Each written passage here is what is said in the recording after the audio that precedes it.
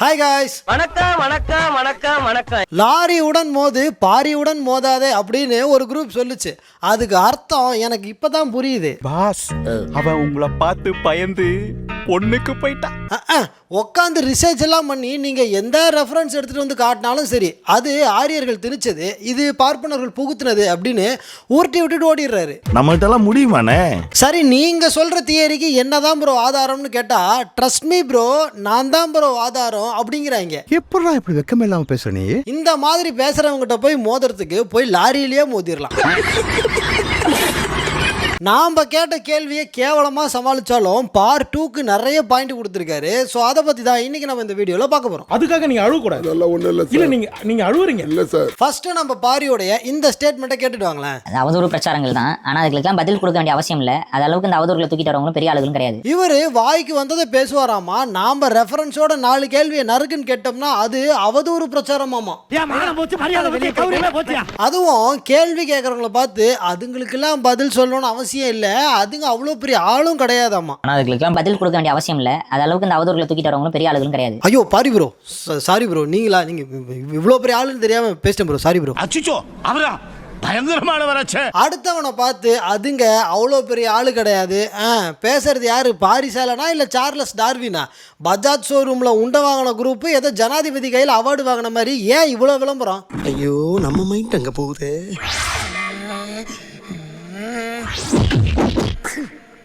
அதுவும் நமக்கெல்லாம் பதில் கொடுக்க வேண்டிய அவசியம் கிடையாது அப்படின்னு சொல்லிட்டு 40 நிமிஷத்துக்கு பேசி வச்சிருக்காரு. டிப்ரெஷன் ஓப்பனிங்கே இவ்வளோ அழகா இருக்கே, உள்ள ஏதாவது கண்டென்ட் இருக்கான்னு போய் பார்த்தா ஃபர்ஸ்ட் பால்லே நாக் அவுட். நீங்களே பார்த்துட்டு வாங்க. புனிதமான இந்த மதத்துல புத்தர் விஷ்ணுவோட அவதாரமா? புத்தர் விஷ்ணுவோட அவதாரமா? அவர் விஷ்ணு அவதாரம்னு கொண்டு வந்து வச்சிருக்காங்களா இல்லையா? திருட்டுத்தனம் இல்லையா? புத்தரை விஷ்ணுவோட அவதாரம் அப்படின்னு சொல்லி திருட்டுத்தனம் பண்ணிட்டாங்களாமா.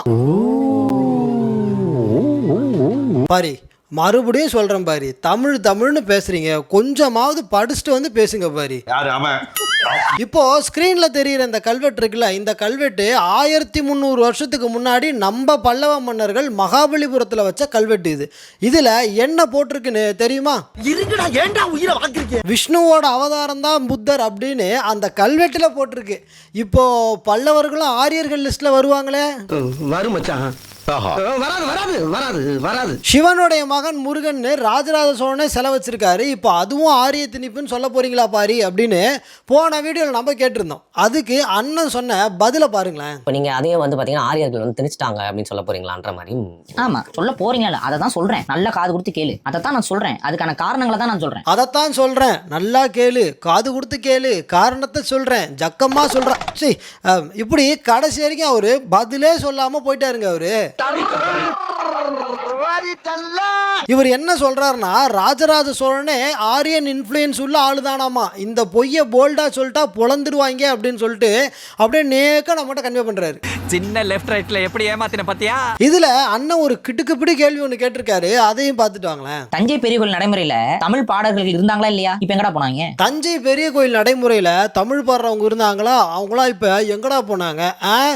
மணி 8:30 எல்லாரும் வீட்டுக்கு போயிருப்பாங்க. பின்ன இன்னைக்கும் பெரிய கோயில்ல ஓதுவார்கள் இருக்காங்க, டெய்லி தமிழ் பாடவும் செய்யறாங்க. என்ன டீம் என்ன மேட்ச்னே தெரியாம வந்து பேசிட்டு இருக்காரு. ஆனா நம்ம பாரி ப்ரோ சொன்னது உண்மைதான். சோழர்கள் உருவாக்கின சிஸ்டத்தை இந்த கோயில்ல இருந்து வேணும்னே அழிச்சாங்க. என்னது இது? பெரிய கோயில்ல பாதியை இடிச்சாங்க. கோபுரத்தில் இருந்த தங்க தகடுகளை பூரா திருடிட்டு போனாங்க. கோயில் சொத்துக்களையும் நகைகளையும் கொள்ளையடிச்சிட்டு போனாங்க. 2 ஃப்ளோர் இருந்த கோயிலுடைய திருச்சுற்று மாளிகையில் ஒரு ஃப்ளோரை டோட்டலாக டெமாலிஷ் பண்ணாங்க. அண்ட் இதெல்லாம் பண்ணது உல்லு கான், மல்லிகாஃபூர், அப்புறம் அவுரங்கசீப், முகலாயர்கள். இந்த மாதிரி இப்படி சேதம் அடைஞ்சு போய் கிடந்த பெரிய கோயிலை மறுபடியும் கட்டி கொடுத்தது யாருன்னு தெரியுமா? இதை சொன்னால் வைத்தறிச்சலே செத்துருவாரு. சரி சொல்லுவோம். நாயக்க மன்னர்களும் மராட்டிய மன்னர்களும் தான் பெரிய கோயிலை ரீஸ்டோர் பண்ணி கொடுத்தாங்க நமக்கு. நான் நல்லா இருக்கக்கூடாது, வயிறு வெடிச்சு நான் சாவணி வைத்திருச்சலாம். நான் பதவி உனக்கு ஆசை. இவருடைய ஒரு பாயிண்ட்டை தான் இன்ஸ்டாகிராமில் நிறைய பேர் என்ன டேக் பண்ணி எக்ஸ்பிளைன் பண்ண சொல்லி கேட்டிருந்தீங்க. அடுத்து அதையும் பார்த்துருவோமா? தவ்வை தெரியுமா? இந்த மூதேவி வேற யாரும் கிடையாது. தவ்வை மூத்த தேவி தான். மூதேவி எங்க நாக்குலயே எங்க வாயிலேயே உட்காந்துக்கிட்டு கெட்ட வார்த்தையா மாத்தி பெண் பிள்ளைகளை திட்ட வார்த்தையா மாத்துறவன் எந்த கிறிஸ்துவ மெஷினரி கும்பல்றா? சொல்லு, இதுக்கு பதிலா நீ சொல்றா. நீங்க இப்படி கத்திட்டா ஐயோ பாரி பயமா இருக்கு பாரி சாரி பாரி. தற்குறி தவ்வைய மூதேவின்னு சொன்னது திருவள்ளுவரா?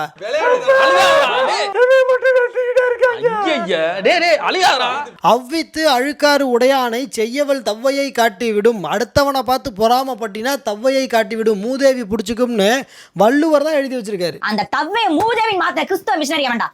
இதுக்கு தான் படிங்கடான்னு அடிச்சுக்கிட்டேன் பசங்களா. தவ்வை வழிபாட்டை அழிச்சிட்டாங்கன்னு இவ்வளவு நேரம் கத்திட்டு இருந்தாருல, இப்ப அப்படியே இதை கேளுங்களேன். கழுதையை வச்சிருப்பாங்க பாத்திருக்கீங்களா? சில இந்துக்கள் வீட்டுல என்னை பாரு யோகம் வரும்னு கழுதை படிச்சிருப்பாங்க. கழுதை வேற யாரோட வாகனமும் கிடையாது, தவ்வையோட வாகனம். தவ்வையோட வாகனமான கழுதைய ஹிந்துஸ் வீட்டில் வச்சு வழிபடுறாங்களாமா.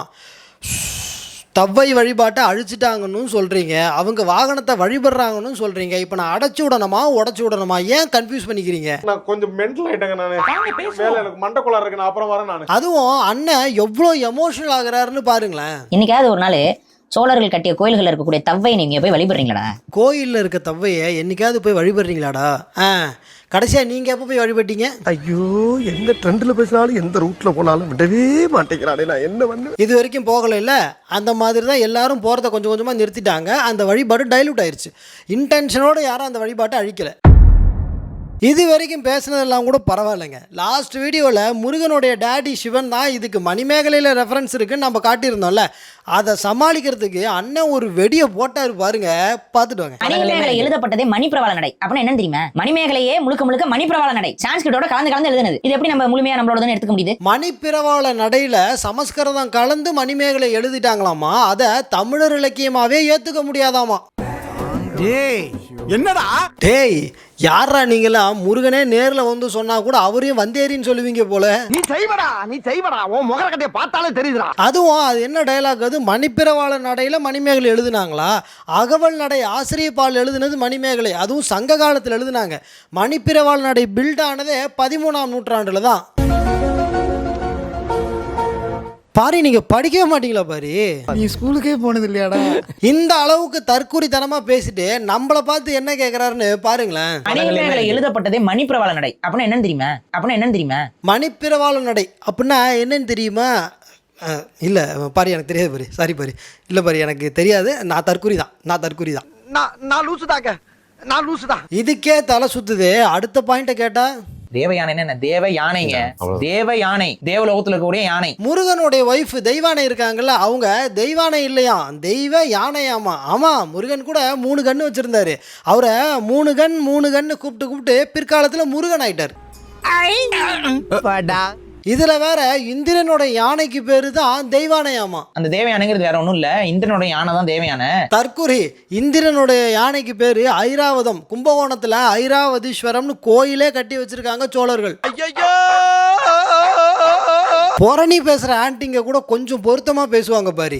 ஆனா நீங்க பேசுறது பூராவுமே உருட்டா இருக்கு பாரி. 13 சோக்கரா இருந்தா எப்படி படிக்கிறது? இவ்வளவு புத்திசாலித்தனமான கேள்வி எல்லாம் கேட்டுட்டு அதுக்கு இவரே வேற கிரெடிட்ஸ் கொடுத்துக்கிறாரு. ஏன்னா ஒரு ரொம்ப லாஜிக்கான ஒரு கேள்வியை கேட்டுட்டோம். ரொம்ப லாஜிக்கான கேள்வியை நாம கேட்டுட்டோம். எது லாஜிக்கான கேள்வியா? எது இந்த தேவ யானைன்னு சொன்னீங்களா, அதையா சொல்றீங்க? அடிச்ச மௌன செவுத்துல சாணி மாதிரி ஒட்டிக்குவேன். சோ गाइस, இந்த வீடியோ உங்களுக்கு பிடிச்சிருந்தா லைக், ஷேர், கமெண்ட் எல்லாரும் பண்ணிருங்க. அப்புறம் அந்த சூப்பர் தேங்க்ஸ்.